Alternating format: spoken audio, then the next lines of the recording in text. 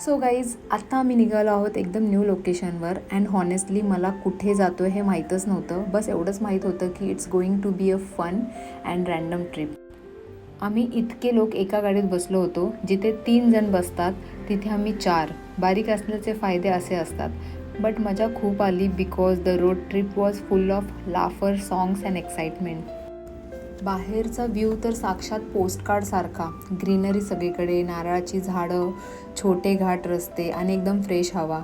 We कुड literally smell Goa in the air. So कारमध्ये आम्ही अशा पद्धतीने बसलो होतो. पुढे पप्पा कार चालवत होते.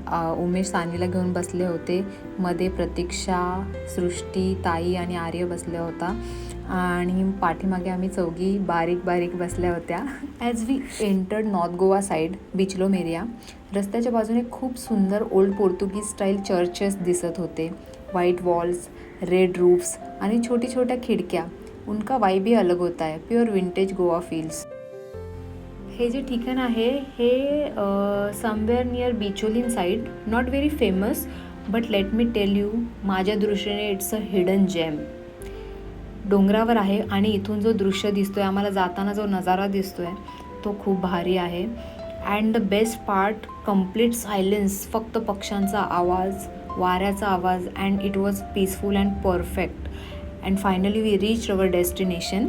सो इथून आमची एंट्री झालेली आहे. आणि ही आहे सृष्टी. माझ्या व्हिडिओच्या मध्ये मध्ये कशी येते बघा.